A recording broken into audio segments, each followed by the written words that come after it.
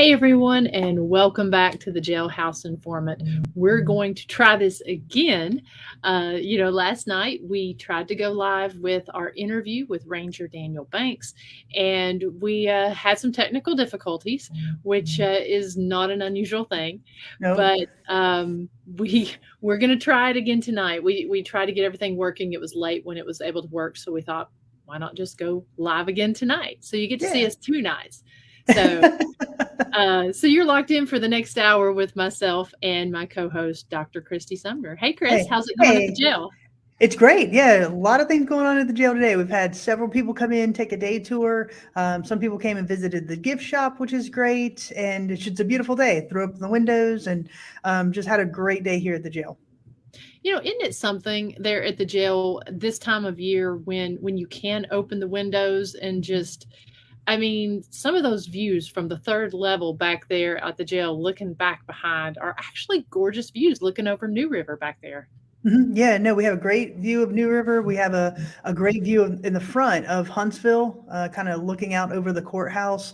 So, yeah, the third floor. I mean, it's the tallest building in Scott County. So, might as well just come out and enjoy the view. There you go. There you go. Well, thank you all so much for sticking with us last night.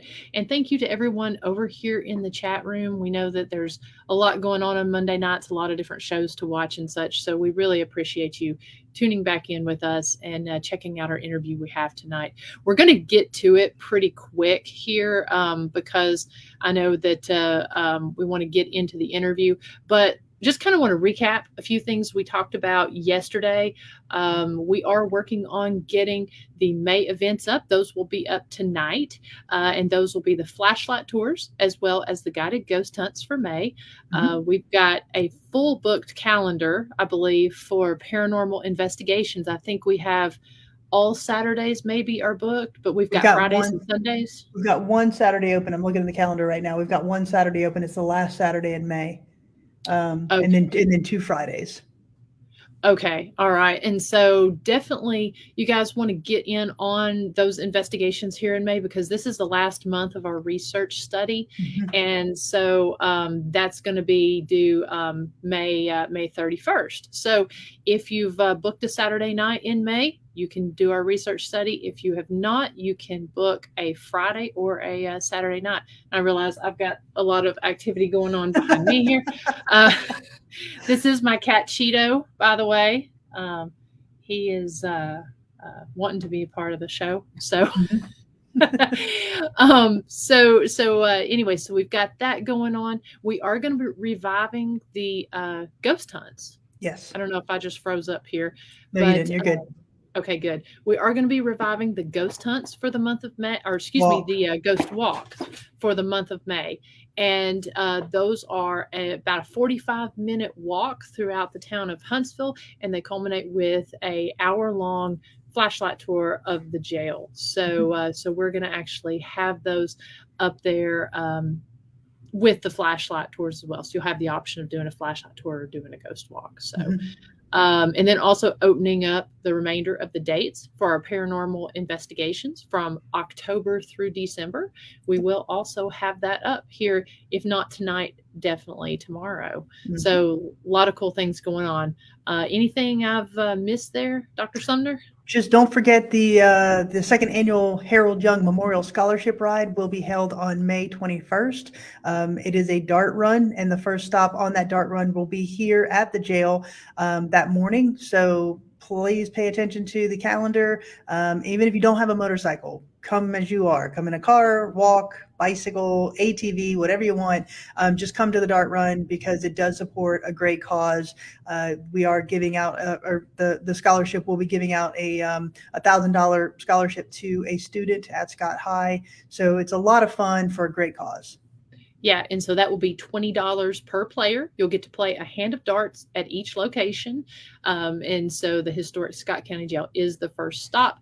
And so if you have any questions about that, we've been putting flyers up all over town, still got a few more places to put up. So if you've got any questions about any of that, you can call the number that's scrolling on the bottom of the screen, or you can check out our website and find out more information. Because I know we're going to be pushing that kind of heavy here over the next couple weeks, and we've got some videos and stuff from last year's event that we'll be highlighting. So, so yeah, definitely come out. Definitely come out. We want to make it even bigger and more successful this year as this past year.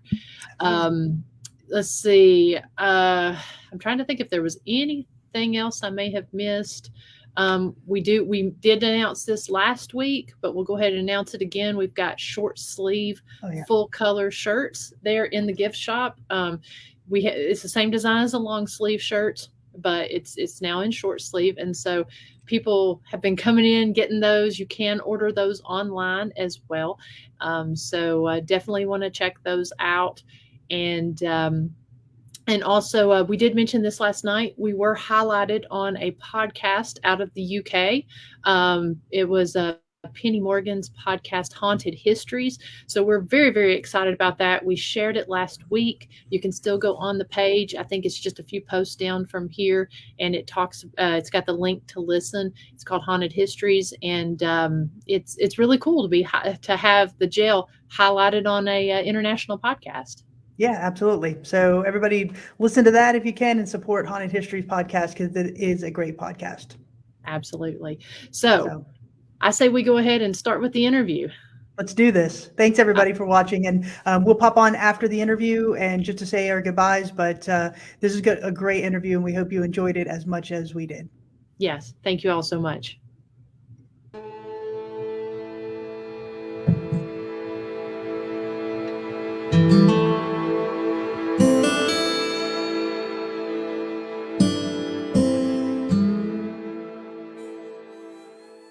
All right, so we are here with Ranger Daniel Banks from the Big South Fork National River and Recreation Area. Hey, Daniel, thank you so much for spending time and coming out and talking to us today. Oh, you're welcome. It's my pleasure. I'm excited to do it. So I guess the first thing we're going to ask is, and we talked about this a little bit before we got started, but how'd you start your career with the National Park Service? So at the moment, I'm a park ranger, but my title, we have all different titles in the Park Service. And so mine is the education specialist. So I had gone to school to be a teacher. I was planning on being K through 6 and did my student teaching, all that other stuff. And I transferred schools, which at the time I was wondering, why did I do this? But now I'm glad I did do it. But when I transferred, I brought a whole bunch of credits with me, and I had enough that I could get a second major. And the majors were kind of limited. And one of them that sounded interesting to me was commercial recreation. And with that one, I thought maybe I'd work on a cruise ship, or I'd be in some tropical resort like on Hawaii or something like that. And I needed an internship. And, I'm from North Carolina, and my aunt ran a big resort at the Outer Banks. I thought, well, I'll just work with her. Oh, cool. But one of the students at my school came in and said, if you guys haven't done your internship yet, you might want to just fill out this little postcard. This is back when you did things in postcards. And it was to work with the National Park Service over the summer. And so I applied and got it. And I ended up going to Petrified Forest in Arizona. And I worked with someone who had the job I have now, but at that park. And I was thinking, oh gosh, if I could have her job, then I could be a teacher and I could do this like really fun National Park Service type stuff. And it took me about 15 years, but I ended up getting that position finally here at Big South Fork. Nice. And how long have you been working here at the Big South Fork? I've been here for 6 years, just now 6 years. So what is your, as your position now, what does your typical day look like? Okay. So there's 3 national parks that are close together. So, there's the Big South Fork here in Oneida, and then about an hour south of us in the little town of Wartburg, there's the Obed Wild and Scenic River. And then in 30 minutes south of that in Oak Ridge, Tennessee, there's one of the newer parks in the Park Service, and it's the Manhattan Project National Historical Park. So nice. I work at all 3 of those. And so this time of year, we're in the spring. And so this time of year, we're starting to get quite busy. So my typical work day for May would be I wake up very early. I drive out to Bandy Creek, grab a vehicle, and drive down to the Obed. And we see every 6th grader in Morgan County. Aww. They come out to the park, and we teach them to rock climb, and we teach them to kayak. So this park is kind of more adventurous than other parks I've worked at. And so I have to be down there usually on these days by like 8 or 8:30, and not being a morning person, this is kind of very early for me. And so I go down there, and then we usually have a bus or two that shows up, and we, I work with the water portion of it, and we split the group into one goes rock climbing, one comes down with me, and we get out in the river and scrunch our feet up, and we have big nets, and we catch macroinvertebrates and look for things like mayflies and dragonfly larvae and that type of thing. And then we put them in kayaks after that. And we have lots of partners and volunteers from the East Tennessee Whitewater Association, and they come out and kind of help us, teach the kayaking part. And so you'll see kids kayaking in this really large area, but it's very calm water. And then they can go swimming and that type of thing too. So that, and then after that, I crawl to the car and I get in the car and I drive the hour back up here to Bandy Creek, and I go in and I usually maybe check email for a minute or two. And then I go home and celebrate that it was a good day and that it's done. Then you go to bed early to get up exactly. the next day. There you go. But no, it's really my favorite time of the year when we're quite busy. If it's at Big South Fork, where I see field trips, of course, up there too. We hike to historic homesteads and things that are up around the Bandy Creek area, or I'll take them out to Twin Arches, that type of thing. Or sometimes I'm in the classrooms doing programs or podcasts like with you guys. There you go. Nice. Now, who sets the educational curriculum for what you do? I do. So I look at whatever state I happen to be working in. I look at their curriculum and their benchmarks and standards, and then I create lesson plans and field trip guides and teacher packets and that type of thing. That's what I've done here. Wonderful. So do schools get with you to do that sort of program, or is that something that if someone is, like when they're out of school or whatever, and they're just interested in learning more about the park? I didn't know if that was something like through the schools. Right. Yeah. So I happen to work primarily with schools. So I work with schools, or sometimes we'll get asked to do things like festivals and that type of thing. They'll want like a booth out there. I'll work with that. But then we also have rangers who deal mainly with what we call public programs, which would be like someone who wasn't an educator, maybe a church group or youth group, that type of thing. We contact them for something like a hike or that type of thing. Yeah, and that's the thing that's so cool about this area. If you're not from this area, I mean, we have so many national parks within a very close radius. I mean, if you want to do something outside, and like you said, you've got kind of the more wild and scenic river down at the Obed, and then you've got the hikes with the natural land features like the natural arches and stuff there in the Big South Fork. It really truly is an amazing area with lots to do. And we have to, Manhattan Project is quite unique too, but wild and scenic rivers are not very common. It takes, you have to have a river that's not impeded, not dammed. It can't be built up, no electricity, that type of thing. So they're kind of rare. And then the Big South Fork is a national river, but it's also a national recreation area. So that's kind of uncommon as well. So we allow things in this national park that I've never seen before in national parks, such as hunting, horseback riding. We allow dogs here. So it really, to me, the word recreation with Big South Fork is very fitting, because if you're into hiking, there's 500 miles. If you would rather bring your horse instead of hike, you can do that. If you go to the Smokies, it's beautiful and everything like that. And we love the Smokies. We work really well and closely with them, but you can't really take your dog everywhere. So it's kind of just a real unique, quiet park here. And people will come and they'll get a backcountry permit and they'll be out in the wilderness for a week or two, just kind of on their own. That's not for everybody, but if you're really into that type of thing, you learn to appreciate areas like Big South Fork that have that. Absolutely, absolutely. So, do you want to talk a little bit more about the Manhattan Project Park? Because you said it was relatively new. Yeah, so that park was started about 5 years ago, 6 years ago, something like that. And that one is really, really unique, and it's hard to describe because it's in 3 different states, and the superintendent of that park is in another state.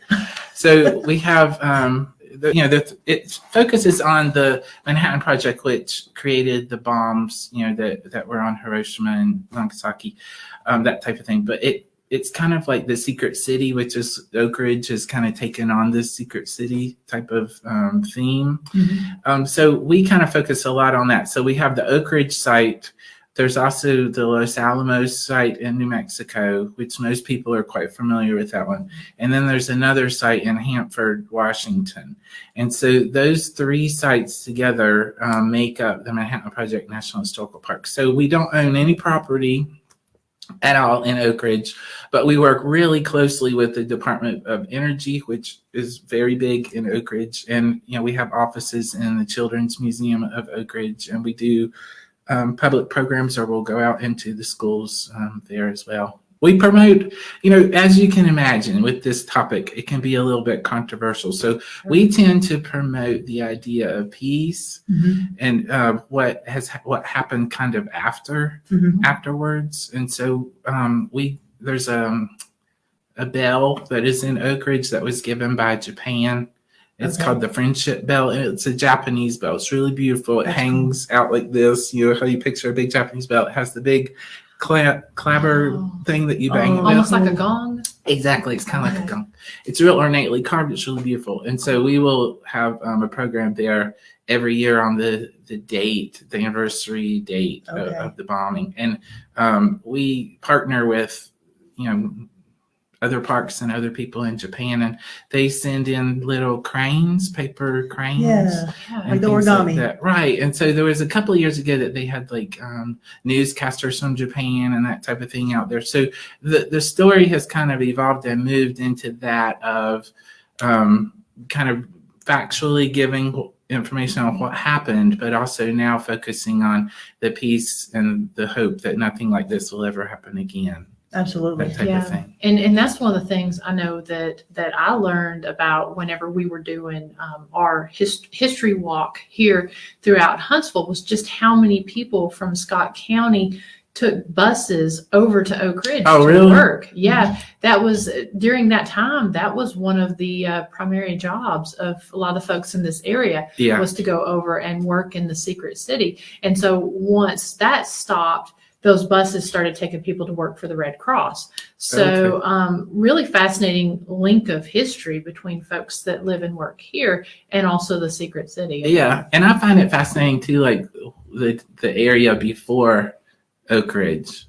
Yes. Because you can look at old inventories where they go from house to house and they are inventorying what is in there. And they'll have things like books, and there'll be the word Bible.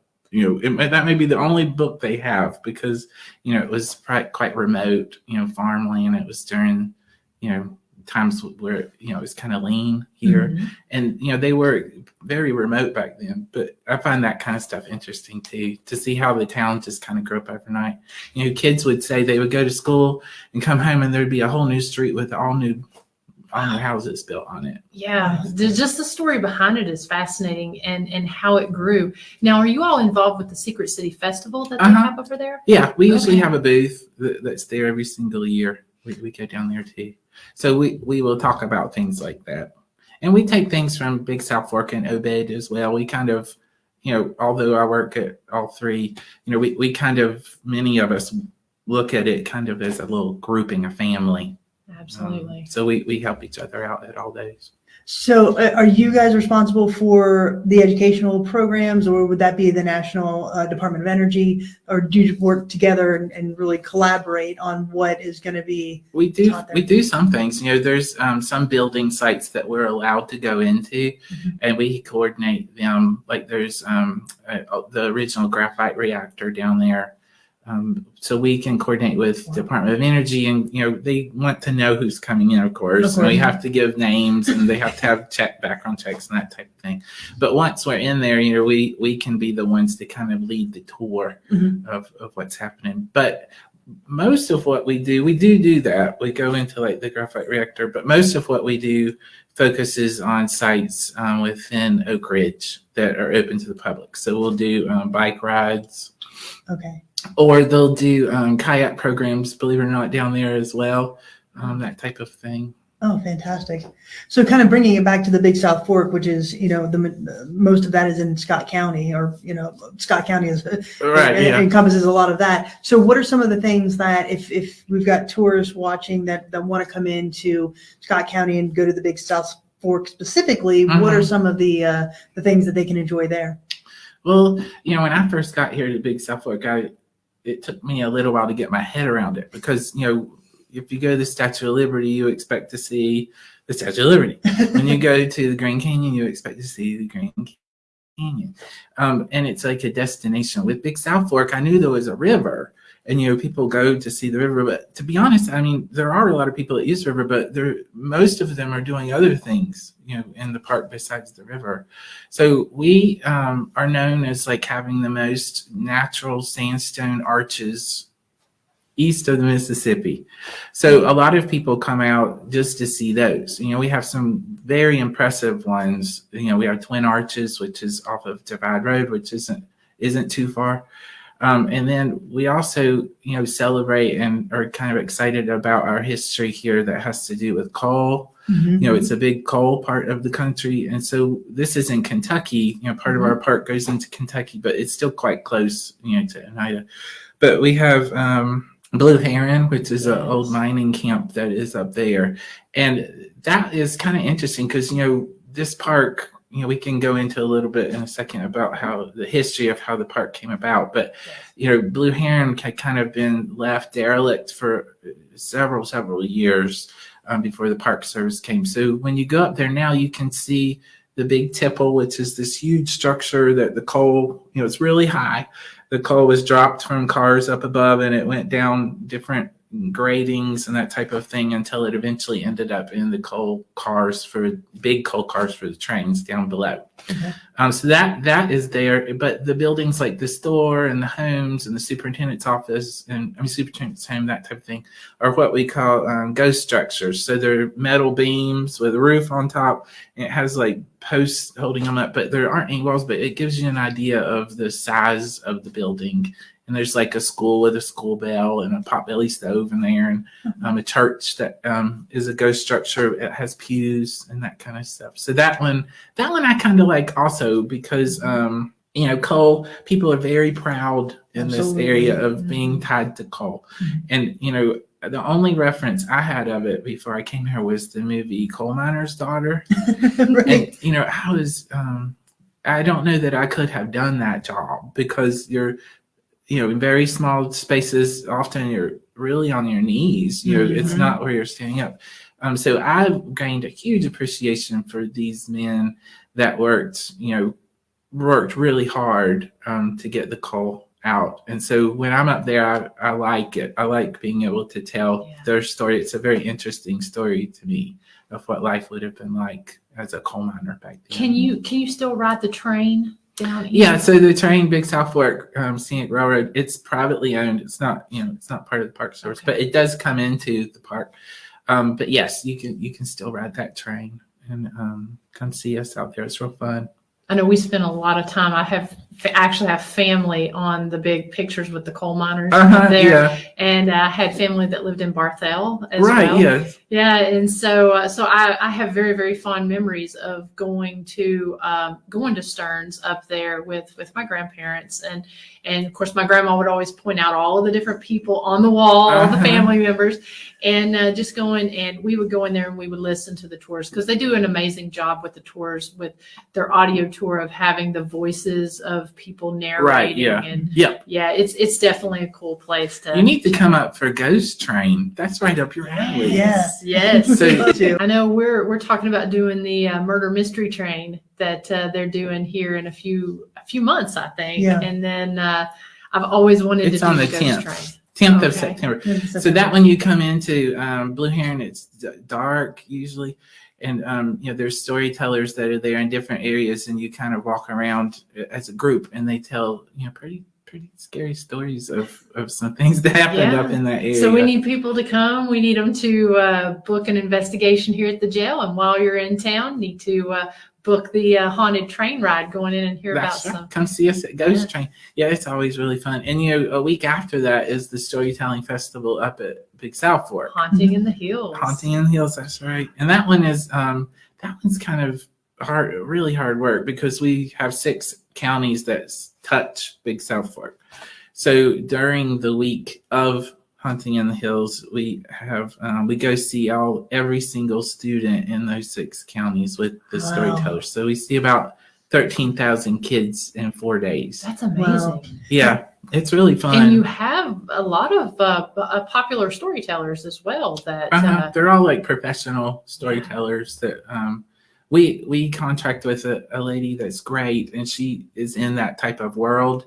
They have conferences, and they're, it's like actors, like they know each other, and she always picks really great storytellers for us that do well, like in a school setting and talking, with kids and keeping them entertained in an auditorium and that type of stuff. And then they come out, and we have a big tent set up. They do, the festival, and then at night they do the scary stories out there. So yeah, you guys need to come out. Yeah, I've never been before. So what is it? Just like a storytelling, like ghost story type of? Yeah. So I've been several times, and so much fun. So you all typically have vendors and stuff out there too, right? Like food vendors.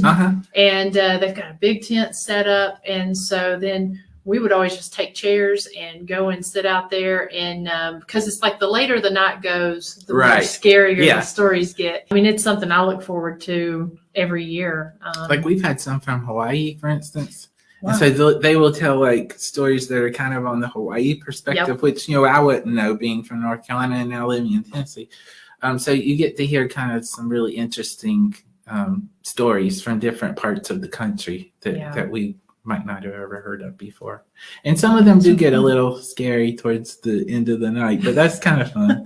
Some have, like this one lady one year had an accordion, and some use drums and that type of thing. So yeah, it's really interesting.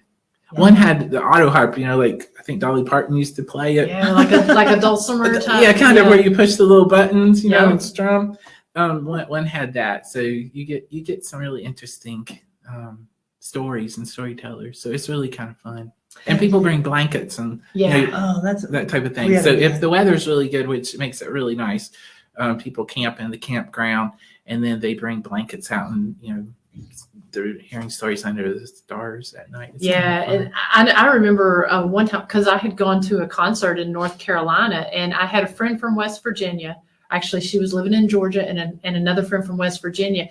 We'd gone to the concert, and I was bringing my friend from Georgia to hear Haunting in the Hills. And so her friend was going back to West Virginia, and she's like, that sounds like a lot of fun. I think I'll just extend my trip. And so I'm calling my parents and saying, hey, do we have extra rooms in the house here? Because I'm bringing somebody from Georgia, West Virginia, and we're coming to Haunting in the Hills. And so she actually extended her trip, came, spent the day in the Big South Fork, and then we spent the evening at Haunting of the Hills.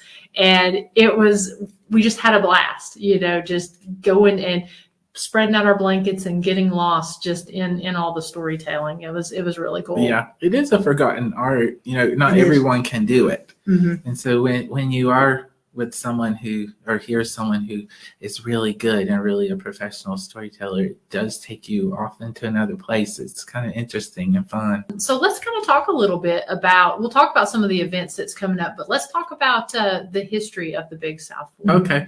Every park has somebody that stepped forward to kind of help the park get going. And so I like to tell the story of the Statue of Liberty and how, that is a national park. But the Statue of Liberty now represents things like, we hear, give me, you're tired, you're poor, you're hungry. So we associate the Statue of Liberty with immigrants and with immigration. But it didn't start out that way. The Statue of Liberty the idea came about after the Emancipation had been signed by Abraham Lincoln. And the person that in France that was really an abolitionist that was in France wanted to get this Statue of Liberty designed and built and sent to the United States to celebrate the fact that slavery had come to an end. So now we see the Statue of Liberty, and she's holding the tablet in her hand, and it says 1776 on it. But originally that wasn't to be a tablet. Do you guys have a guess what was supposed to be there? I don't know. Probably, I don't know. Honestly, I don't know. I've never heard this story. So this is why I like to tell it. It was supposed to be open chains that were hanging, the shackles that were hanging. And there are still chains on the Statue of Liberty. They're just down by her feet. Right, exactly. So the reason I tell it is national parks all start with an idea, and always that idea changes somehow and evolves into something else. And the same can be said for Big South Fork. Big South Fork originally back, when FDR, for President Roosevelt was in office, and they were building dams like Hoover Dam and all these other. Again, the CCC's involved in trying to find work and that type of thing for people that were going through the Great Depression. The idea came up, at some point that dams were the way to go. And we were going to dam the Colorado River, and we were going to do all these. And we definitely needed those. We still need them. But it led into like people looking at things like rivers and seeing, what could we get out of this river? And often it was things like hydropower and that type of thing. And, Big South Fork, that came up with it many, many, many, many times. And it was to be dammed at least one place. We think now it would have been dammed possibly at two places. But it was going to be dammed up near a place called Devil's Jump in Kentucky. And it would have formed another lake, like Lake Cumberland, but it would have been here. And then things happened really slow. The Statue of Liberty, the idea was in 1865, and it took 20 years for it to come here. So it's funny because Big South Fork follows almost the exact same timeline. So the ideas were changing a little bit. In the 60s, we were starting to get environmental protections and Clean Water Act, and that type of stuff was coming about. And so the idea now changed into, how can we protect this river? Because it's one of the rare rivers that doesn't have a dam on it. And so it happened to be that Howard Baker, who was a senator from here, and he's very famous, got involved in this. And he, met with people that were here and talked with them. And he grew up going to Big South Fork, and he knew what was there. So he worked really hard to get Big South Fork preserved as a national park. And so that officially happened in 1974. Okay. And what's weird about this story too is that this park wasn't built by the National Park Service. It was built by the Army Corps of Engineers, which is another strange thing. The Army Corps of Engineers, they build military bases. Like they'll go into a country and just build a base. They'll put everything possible, that they would need, everything that they would need in there. So they build things like dams and lakes and that type of stuff. So it was kind of unusual that they were involved. But, Howard Baker, the committee he was on, did not provide funding. They couldn't provide funding for the National Park Service, but they could allocate funding to the Army Corps of Engineers. There you go. So and it was a good choice. It turns out it was a really good choice. If you look at this area of Tennessee, back like during the Civil War and all, it's called wilderness. It was really rugged, and it was really rugged even in 1974, this part that is now Big South Fork. And so it became a national park site in 1974. Nothing happened as far as construction or anything until the 80s, the early 80s. And that's when the Army Corps of Engineers came in, and they built like a base in the middle of the wilderness, and they built the Big South Fork here. So I'm going to show you guys some pictures, that I brought with me. But one of the most interesting ones that I have is this article from the Scott County News. It's from 1981. So this you guys can see. I brought that, and that one I find really fascinating because it shows it's saying that Leatherwood Road, which is the road that goes past headquarters and down into the gorge into the river is starting to get cleared. And so in 1981, so the picture, I didn't realize the Leatherwood looked like that back in 1981. Like I drive a little Subaru, and I'm proud to say, like, oh, my car will go anywhere, but I don't think it would have gone on that road. And so that I find really fascinating, that it was, it really was pulling a national park out of the wilderness here. And, to be honest, it wouldn't have happened without the Army Corps engineers, because they knew what they were doing. And then the next picture I'll show you is some people will recognize where this is, but this picture is as you are first going down the gorge. You pass headquarters, you pass the ranger station on your right, and as you're first going down the gorge, if you were to stop your car and turn around and look back up towards headquarters, you would see those electrical lines which are there, and you can still see, as you go down that road now, you can still see the rock structures and things on the right. But yeah, that to me, I would have been like, you want to build a road where? There's going to be a road here? Yeah. And so that's what I always found fascinating. And then, the road was pretty much like on the side of the mountain when they built it. So it looked like that. So they had to build all kinds of support.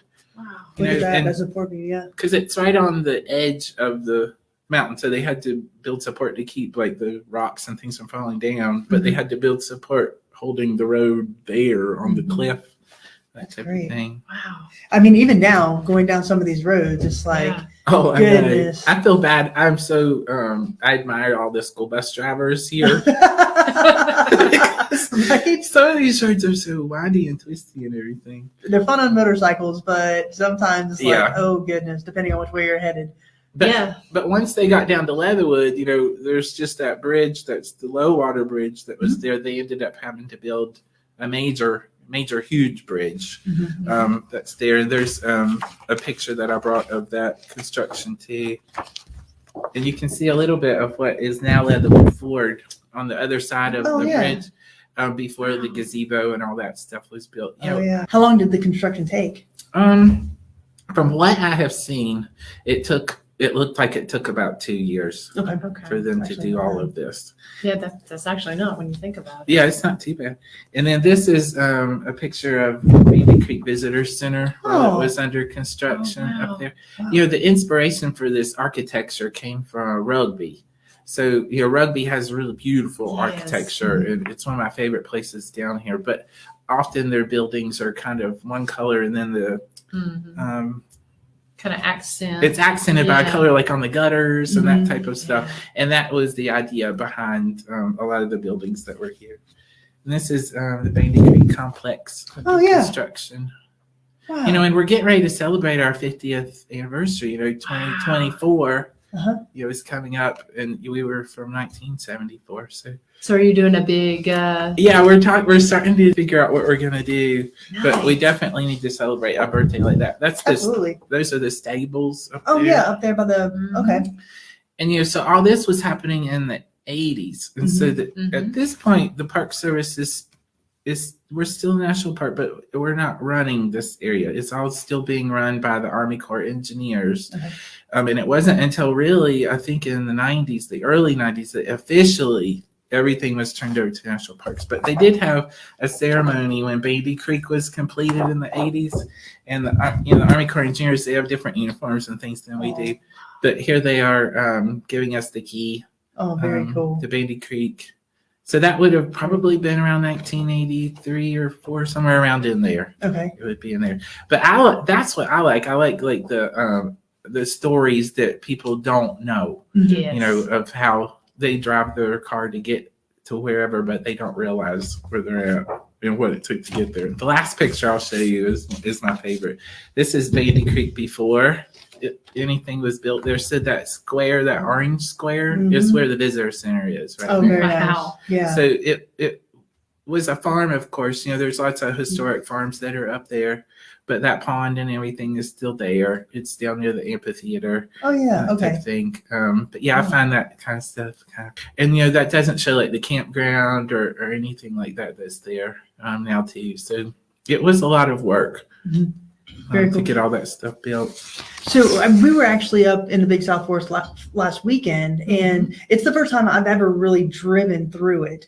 And we remarked several times about how well maintained those roads are. We went back into No Business and driving up there to the Divide Road. Right, yeah. Divide Road Yeah. and all that. Because the ranger that was there when I asked for a map, he pointed it out, and I said, now, can my truck get back there? And he's like, oh yeah. And so when we started, I had my doubts. Right. But I mean, the amount of gravel that's there, it's packed, it's maintained. And so who does that? Who does the maintenance?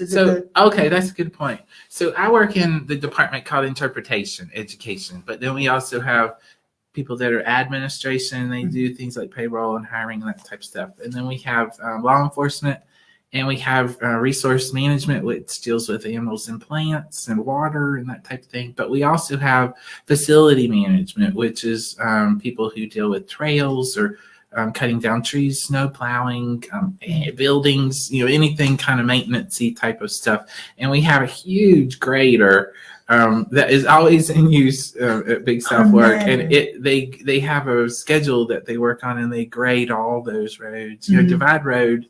It's long. It's really long, and it separates us from the Forest Service. We're on one side, they're on the other, so that's where that name comes from. But most of our park in that area is off of Divide Road.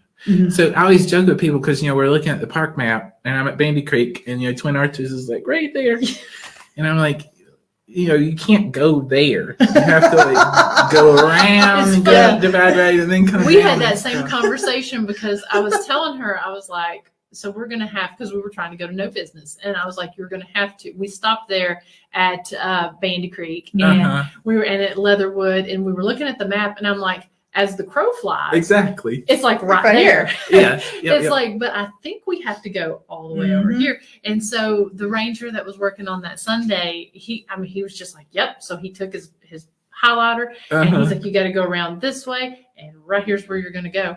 And it felt like it took forever. It did.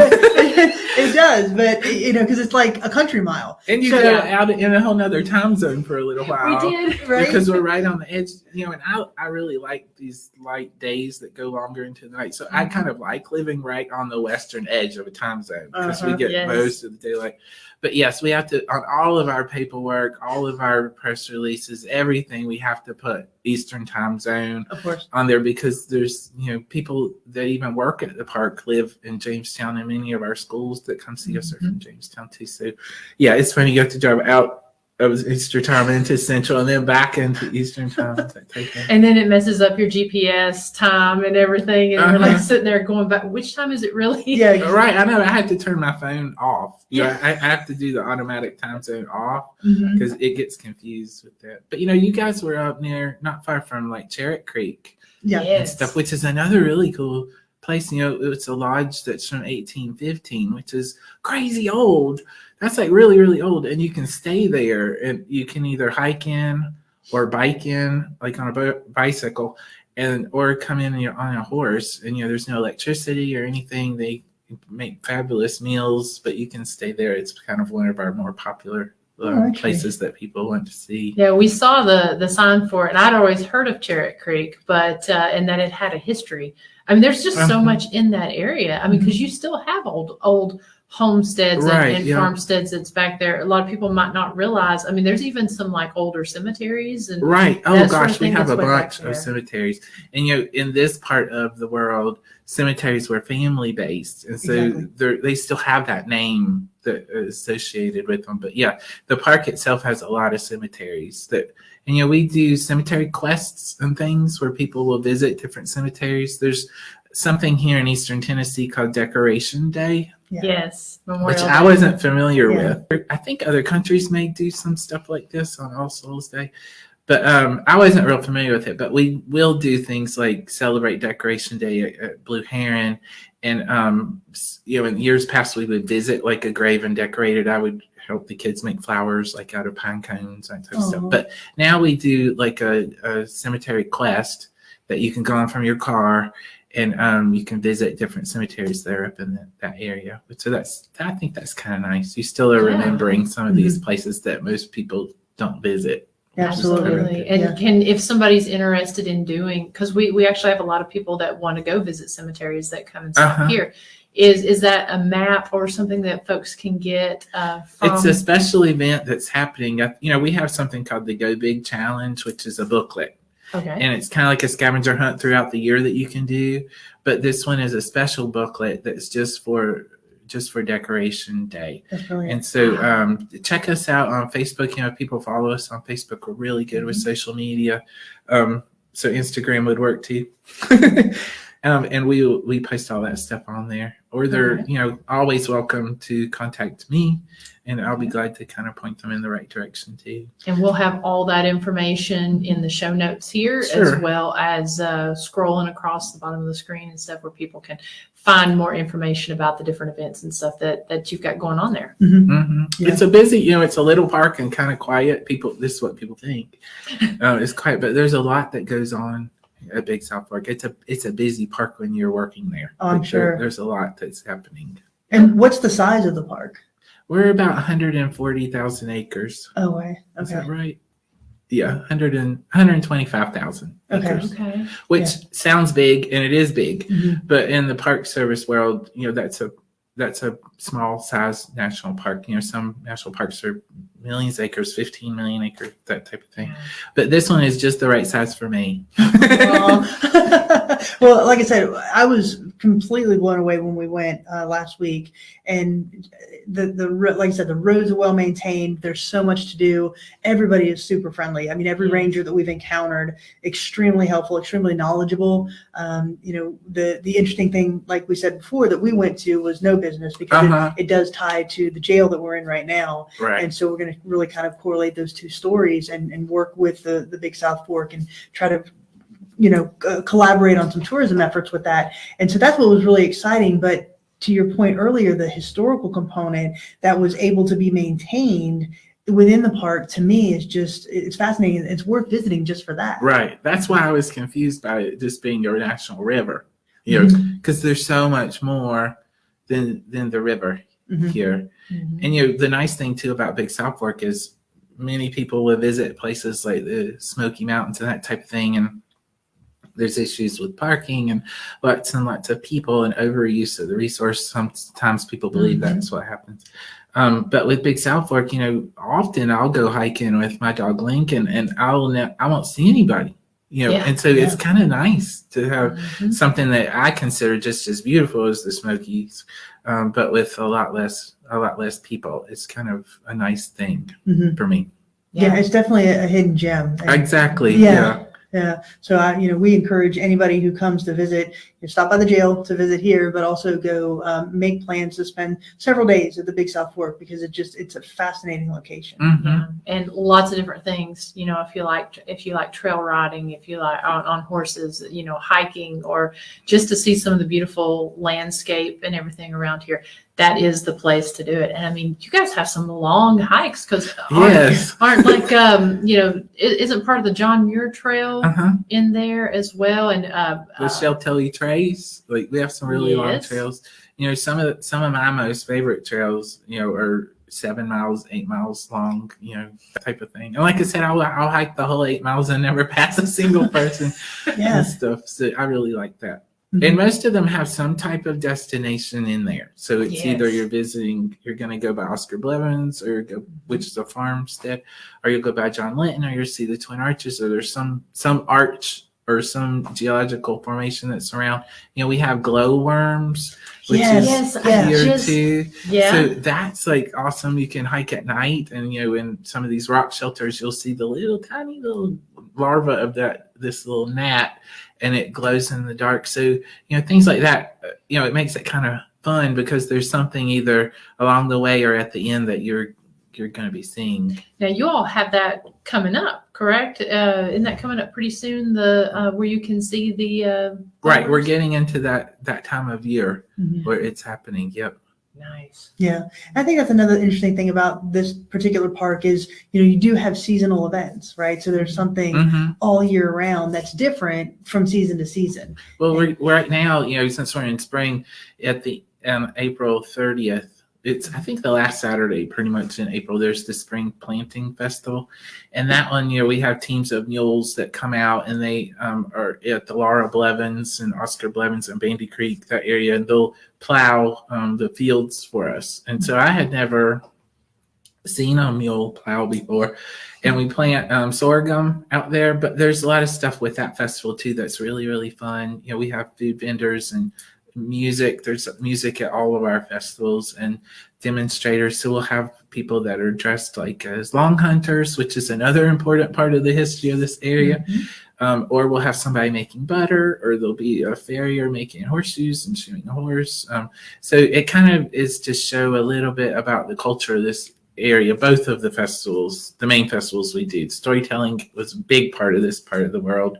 And the same with spring planting. It was so important to make sure that you had a crop so that you could survive living out here, because it was a really hard place to live back then. Yeah, absolutely. And so let's just kind of go through the calendar if you have some of the big festivals and stuff that you've got coming up.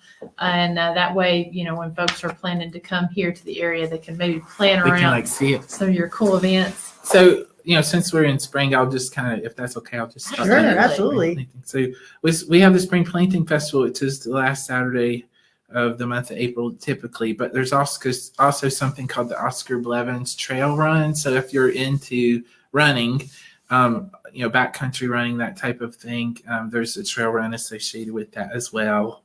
The Cemetery Quest is slated at the moment from March 7th through the 31st. So it's the whole month of, May. The whole month of May, we can do the Cemetery Quest. We do a 5K run, usually each year, called the Yamacross. So hopefully that will take place again. That will be in May as well. The summer, we do just regular public programs. I don't have them on my calendar, but you can check with Facebook. So there may be, you guys were talking about No Business. Sometimes there'll be a hike, maybe No Business, or there'll be a hike that will take you out to Twin Arches, or somebody will be down at the rivers to kind of talk to you guys about that. So that's just a normal, what you would consider like a park ranger type of program when you go to National Park. Gotcha. We have a photo contest every single year. It's usually quite a large event that takes place, and that goes pretty much most of the year. But the deadline for photos and things is the end of July. Oh, cool. And then the Ghost Train is in September 10th. And then the Storytelling Festival this year is September 17th. So you guys need to come see us. Absolutely. And then occasionally we have things like 100-mile races that take place in the park. And so one that we've had in the past is called the No Business. And so hopefully something like that will take place again. It says pending on my schedule, but usually that's sometime in October. It's when it's starting to get a little bit cold. Do they run down to No Business? Because running back up is not an option. I know. These are some really strong people that can do that. One of my best friends would do 100-mile races, and he cracked me up. Yeah, that just doesn't even sound normal and right. Just hiking it. Because when we were walking down to No Business, normally you've got your trails that they just kind of swooping and everything. And we're going on this trail, and which might I say is very, very nicely maintained. Mm-hmm. And so we're going down the trail. It's like this. We're going straight down, and it's like, you know what that means? It's like either this is going to circle back, or we got to go back how we came. Go straight back. Did you guys see Maud's Crack while you were down there? We didn't go down that way. We went down toward the Rance Boyett. Because that's even scary too. Because, really? You're in a tiny little crack, and there's like a rope that you're using to shimmy yourself down through there. Huh. Let me know how that is when you go. Yeah. And some of the trails, there's like a cable, and I'm thinking the one, it's called Angel Falls Overlook. You start at Leatherwood and you work your way up to the top. There's a little cable, certain places, that you're holding on to, because the trail gets real narrow and that type of stuff. And then there's the metal ladders there on Honey Creek. Oh gosh, climb up. Honey Creek is probably one of my favorite trails. It's really one of the more beautiful ones. It's the hardest one, I think, because you can be in water and that type of thing. Yeah. So you have to really plan and prepare to go down there. Like you need a good first aid kit and make sure you have water and know exactly where you're going and that type of thing. I always, as I'm getting older, I always have to have a hiking stick of some kind with me. I get the ones that can telescope in and out. Yeah, there you go. But I always have to have one of those too. But yeah, Honey Creek gets a lot of use, and a lot of times we've had to bring people out of there and things like that. So that's why I'm saying be really careful. When you come to Big South Fork, really on any trail, I tell people, our park is beautiful, but it's not a park that you can take lightly. Like you need to really plan and prepare to come out here. Yeah, absolutely. Especially hiking. Yeah, we learned that.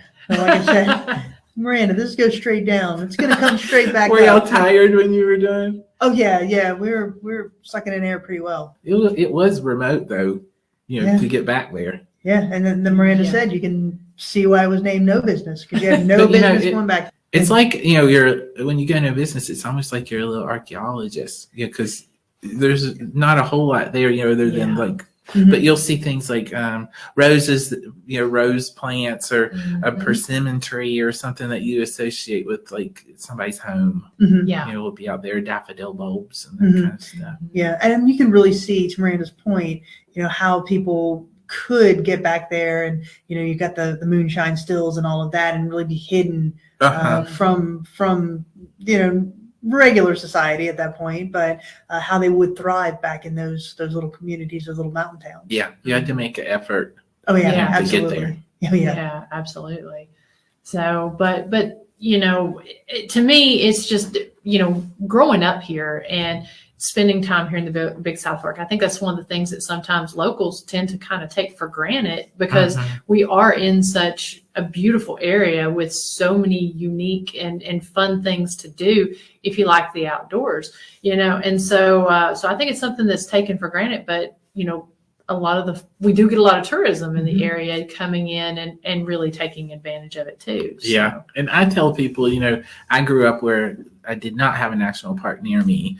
And, most people that are in the country are in the same boat I was, so having a national park area that's right in your backyard you're really lucky. Like people might not realize it because it's here, but it's really rare. So it's kind of a little bit like Oneida won the lottery back in the day, and by having Howard Baker come in and protect it, because I don't who knows what it would look like now.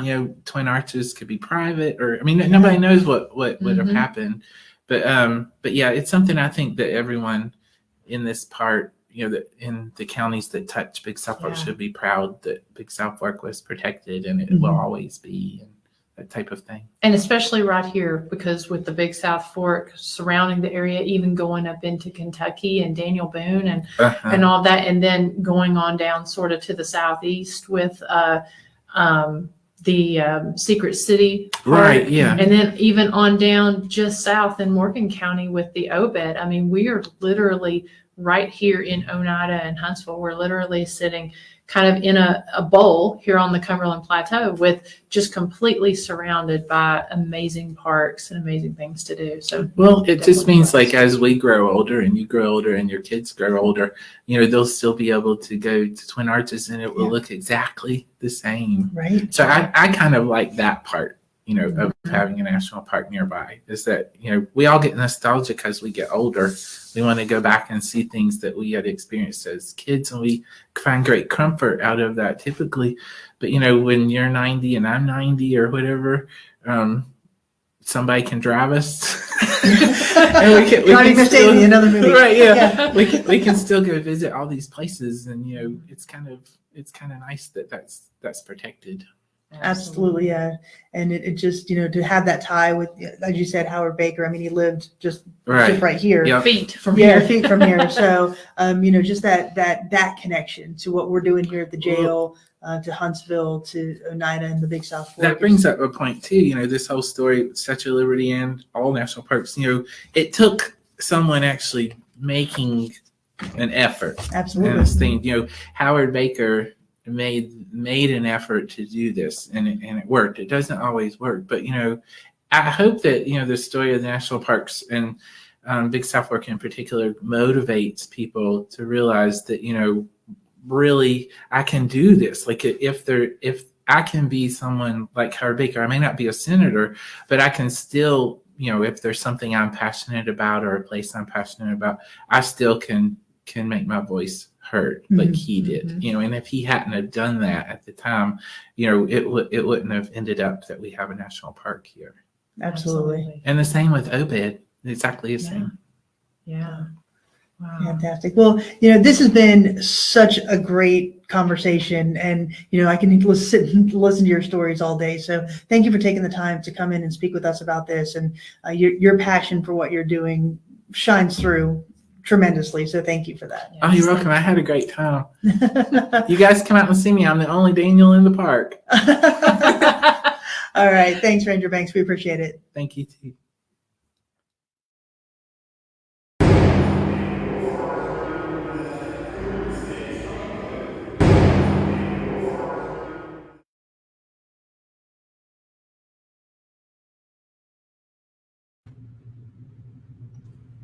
There you go. What a great interview. Yeah, Ranger Banks was just so awesome. I mean, we could have sat and talked to him for, probably all afternoon. I mean, just the facts that he had was just so fascinating. And we definitely can't stress enough. You have to check out the Big South Fork, the Obed, and the Manhattan National Parks whenever you come to visit us here at the jail, or come visit us at the jail when you come visit those parks. Yeah, absolutely. So as you said, it's just, there's so many natural resources here and so many things that you can take advantage of when you come. We did point out last night, and I'll point it out again, the Discover Scott magazine has come out. The Chamber of Commerce actually did a pretty good job of putting this together. We are highlighted in the jail. The historic Scott County Jail is highlighted pretty prominently in this magazine, which is kind of neat. It's got a very cool story. It has a QR code that links to our website. It's a very well put together magazine, but it does show a lot of what Scott County has to offer and what the neighboring communities have to offer. So if you come into Scott County, any of the Chamber of Commerce partners will have that book. I believe they will have it as a PDF on the website at some point. So we'll share that when they do. But to Miranda's point, there are so many things to do, and all of the events that Ranger Bank mentioned, we will keep highlighting those because we do feel that you need to check them out.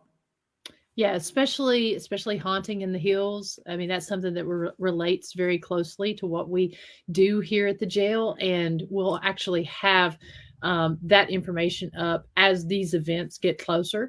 Plus, here in May is the cemetery quest that Ranger Banks mentioned, and I forget the dates he said that ran through, but it's pretty much most of May, correct? Mm-hmm. Yeah, and so leading up to Decoration Day, which is typically Memorial Day weekend, so definitely something to check out.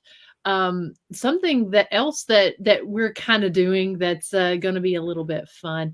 If you've visited the jail here, probably within the last 3 weeks, you've probably seen our newest employee or newest resident that we have. And I don't know if she's anywhere near you, Christy. I'll go get her. Okay. So, the jail is located here in the town square here in Huntsville. And so, as Christy gets back, maybe we'll be able to introduce her. So there you go. So this is, she's been around for about 3 weeks now, and we've been unable to, nobody has claimed her. So we don't believe that she has a home.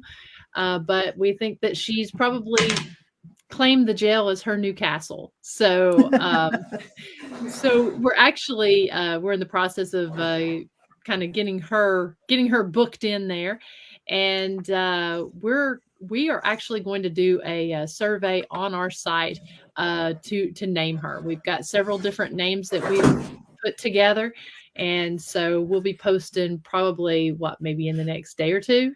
Yeah. I say let it run for like a week. Yeah. Yeah, and so you guys can vote on what we're going to name our resident cat. Yeah, so she is very sweet, and we're glad she's arrived. And we've been keeping her in here the last few nights, and I was really nervous that the spirits might scare her, or that she might scare the spirits. But the last few teams that have been here, it has been extremely active, and so I think they like having her around. Yeah, it's kind of funny. I mean, these past 3 weeks with the flashlight tours and the guided ghost hunts, and then just the paranormal investigations have been off the chain with activity. So it's interesting to see if it kind of relates to her. Yeah, yeah, and Jim Cody says they definitely sense evil, but good thing we don't have evil here. That's right. We've never felt anything evil and malicious at this jail, so I think they kind of like having her around. So Yeah. she'll be here for a little while. Yeah, definitely. So, like I was saying, I don't know if you had your headphones in. We're in the process of getting her booked in there, and hopefully get that taken care of this weekend. Yes, And yep. We'll get her a little collar and a little badge with whatever name we decide on. yeah, so be on the lookout for that, as well as, like we mentioned at the top of the hour, that we will also have the schedule extended, as well as the guided ghost hunts, flashlight tours, and ghost walks that will be in May and June. So Yep. So if you haven't yet, check out our website, which is scrolling here at the bottom of the screen. Come and visit us. We have so many different tours to offer. If you don't see a date that works for you, give us a call and we can custom make a date for you. We're having our first birthday party here in a couple weeks. We're really excited about, so we can customize events for you as well. So just give us a call and talk to us about some different options, because we would love to get you down here to the jail. Yeah, if you want to rent the jail out for a period of time for, as Dr. Sumner said, birthdays, anniversaries, divorce parties, whatever you want to do. Bachelor parties, we can do it. That's right. So just reach out to us either via website, via email, or the phone number at the bottom, and we'll customize that for you. So I think that that's pretty much everything. How about you? Anything we've missed? No, I mean, we've got a couple of things coming up directly after this podcast. Well, at 9 o'clock tonight, Eastern Standard Time, my twin sister Jenny and I will be on Entities Voices, and we'll be discussing Soul Sisters Paranormal and some of our very spooky evidence that we've captured on some of our investigations. So if you want to come over to the Soul Sisters Paranormal page or to Entities Voices, you can follow us there and watch us live tonight as we discuss some of those things. Yeah, and that's going to be on what, KUNX, the X radio, I believe. Correct. Yeah, but if you go to either the Soul Sisters Paranormal page or the Entities Voices page, you can just click along and follow there. Absolutely. So go and check that out, because I know that if you've not seen some of the evidence that Dr. Sumner, well, actually the doctors Sumner, they're both Dr. Sumner, yes, two doctors. Yeah, they're both twins and both doctors. So if you've not checked out their evidence, they've got some great stuff. They also just released a video this past week on an investigation that they did at Poasttown Elementary School in Poasttown, Ohio. And I was able to collaborate with them, as well as our friend Sarah V from Paranormally Blonde. So that is also up on the Soul Sisters Paranormal page that you definitely want to check out as well. So head on over there at 9 p.m. Eastern Standard Time tonight and watch that interview. Thanks, Brenda. Yep, absolutely. And we've got a couple more guests that we're booking and working on for next week. I think we're going to probably have a pretty cool true crime story. We're working on the details of that, but we're going to have a really cool true crime story that we're going to be highlighting next Monday night Sunday night. Yes, next Sunday night with an amazing guest. And so we'll have more details about that once we get all of that firmed up. But I'm very excited about this one, because this one he's so knowledgeable on this story. Absolutely. Well, thank you, everybody. We really appreciate you hanging with us tonight. Sorry about the technical issues last night, but we, as Marina said, we will be back next Sunday, and we hope you'll join us then. Yep, new night, Sunday night, 8 Eastern, 5 Pacific. So good night, everybody. Good night.